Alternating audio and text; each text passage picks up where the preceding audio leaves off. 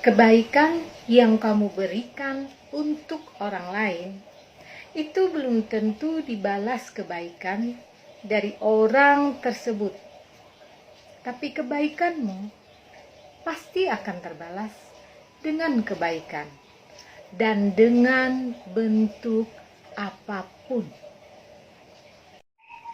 Kenapa video ini sering saya post ulang ya?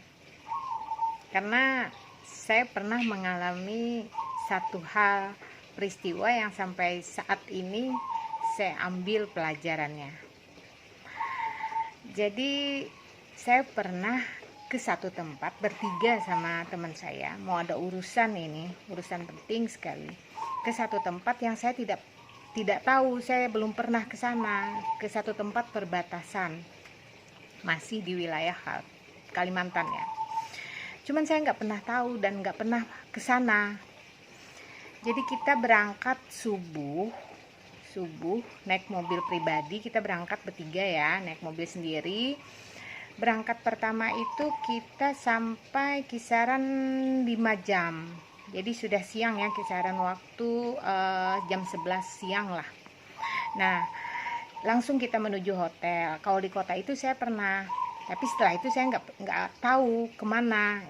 Tapi yang punya urusan ini saya dan teman saya. Habis itu kita naruh baju terus di hotel, terus kita berangkat lagi. Kita nyater speedboat. Kata orang speednya ini kisaran waktu 2 jam.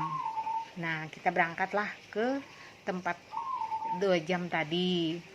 Setelah sampai di 2 jam itu bukan pelabuhan ya, tapi biasa aja, tempat persinggahan biasa aja. Setelah sampai di situ, karena kita menghemat waktu kan, kita nyater mobil lagi. Perjalanan kisaran hampir 2 jam naik mobil itu sudah waktu jam 2 jam 3 ya, 2 jam sampai di tempat. Terus kita nyebrang naik klotok lagi, sampailah kita di tempat itu saya ingat sekali, kita sudah sampai di situ waktunya asar, mungkin jam 4 sore lah waktu itu. Nah, terus kita langsung ada urusan, kita menyelesaikan urusan, karena memang kita waktu itu mau pulang langsung ke kota yang kita nginap tadi. Kita ceritanya mau nginap di kota itu aja. Kita urusan bla bla bla bla, selesai urusan itu kalau tidak salah habis maghrib, masih sore kan. Setelah itu kita balik lagi naik klotok, nyebrang, terus ada mobil. Langsung mobil itu kita charter. Dari situ mungkin jam 7-an lah. Kita nyater mobil itu sampai jam 7, jam 8, jam 9. Sampailah di persinggahan speedboat tadi, yang waktu kita berangkat tadi. Sampai di situ turunlah saya ke Batang. Di sini sebutan dari pelabuhan gitu. Bukan pelabuhan sih, tempat persinggahan aja, turun naik orang. Tidak ada tidak ada pos, tidak ada tempat, pokoknya kayak Batang aja sih. Itu sudah jam 9 malam ya. Nah, di situ speedboatnya banyak, ada speedboatnya. Cuman gak ada orangnya. Ada kalau nggak salah 1-2 lah. Cuman gak ada orangnya. Habis itu saya cari-cari, ada orang duduk sendiri. Saya tanya sama bapak-bapak itu, Pak, yang punya speedboat ini mana ya? Kita kan mau nyater nih, mau pulang lagi ke kota tempat kita naruh mobil tadi. Kata dia, saya orangnya. Kenapa, Mbak? Waktu itu kan saya masih muda ya, jadi panggil Mbak. Saya mau nyater ke sana, saya bilang. Perjalanan kan 2 jam, masih belum tengah malam juga sih, baru jam 9 malam kan. Kalau sampai situ kan 2 jam, jam 9, jam 10, jam 11 kan. Tapi kan kita mikirnya mau tidur di hotel gitu. Kata bapak-bapak itu gini jawabnya, nggak bisa Mbak malam ini. Kenapa? Saya bilang, karena airnya surut. kita nggak berani. Kalau airnya surut takutnya ada batang, ada batu atau apa, karena sering kejadian speed pecah karena apa, karena airnya surut. Dek, hati saya di situ, yang bener Pak, bilang kayak gitu kan. Iya, kita nggak berani, siapa juga nggak ada yang beraninya kalau air ini surut, katanya. Loh, kita nggak pernah berpikir sampai ke situ. Kita kan nyater kan orang pasti mau. Terus kita nego sama bapaknya, kita naikin harga, bapaknya tetap nggak mau juga, nggak berani saya Mbak, katanya resiko kalau jalan malam. Aduh, saya bilang, saya tanyalah sama bapak itu desa kecil yang gelap sekali, listrik pun hampir-hampir cuman ada pakai mesin aja, bukan listrik PLN. Saya bilang sama bapaknya itu, Pak, di sini ada nggak hotel? Saya bilang gitu kan, kalau memang besok pagi juga. Nggak ada Mbak. Saya bilang, penginapan ada nggak? Nggak ada juga Mbak. Aduh, saya bilang kan gitu, sudah dek, mau tidur di mana malam ini? Saya berunding lah, saya bertiga, perempuan semua, bingung saya. Yang dibawa, saya bawa duit banyak lagi waktu itu, bingung mau kemana ini.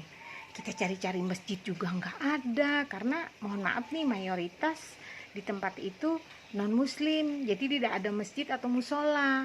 Kalau mungkin ada masjid atau musola, mungkin kita tidur di situ.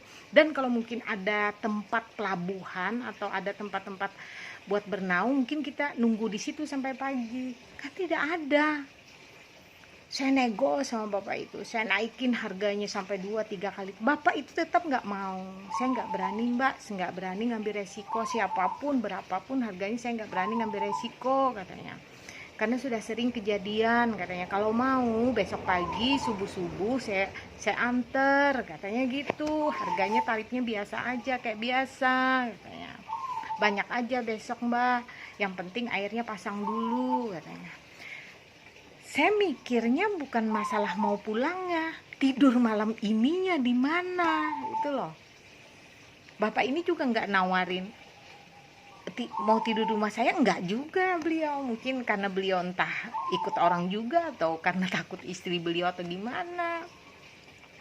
Nggak ada tempat duduk juga nggak ada, cuman batang aja tempat persinggahan. Bingung saya, gelap, sudah jam 10 malam, kita berunding. Akhirnya kita duduk aja di pinggir batang itu, siapa tahu gimana. Kita bingung, buntu, nggak ada pikiran. Saya cuman berdoa aja, ya Allah, malam ini tolong lindungi kami, karena yang saya bawa ini duit, gitu loh. Jadi setelah duduk santai, bingung kita nih, diem-dieman, akhirnya kan bertiga mau kemana. Adalah turun ibu-ibu bawa ember, tik turun ibu-ibu ke batang itu bawa ember. Setelah turun bawa ember, beliau tanya, mau kemana Dek, katanya. Mau ke sana Bu, nyater speed, tapi nggak ada yang mau speednya. Oh iya, karena ini, katanya, karena airnya surut, nggak mungkin ada yang mau, katanya, karena sering kejadian speednya kebalik, pecah, kehantam batang, kehantam batu, katanya. Subuh mungkin besok ada airnya pasangnya malam, besok sudah bisa, katanya. Iya Bu. Terus ibu ini tanya, tidur di mana Dek? Nggak ada tempat Bu, kami di sini aja. Saya bilang gitu. Hah? Katanya, maukah tidur di tempatku? Katanya gitu. Maukah tidur di tempatku?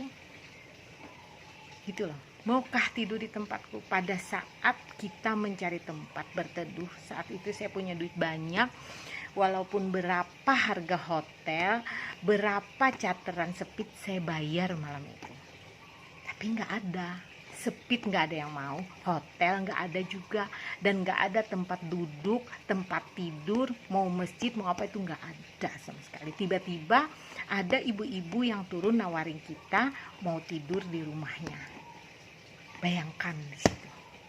Ya maulah kita cepet Kita iakan, terus ibu ini ngambil air, terus kita giring. Ayo mbak, katanya, giringi saya. Lumayan ada, mungkin rumah ibu itu sekitaran 100 sampai 200 meter lah dari batang itu. Tek, tek, tek. Si ibu ini repot. Saya ingatnya rumah ibu itu nggak ada listrik.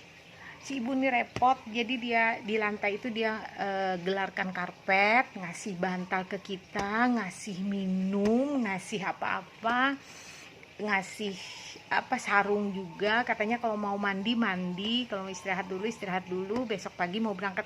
Kita kenal enggak sama ibu itu baik sekali kayak malaikat.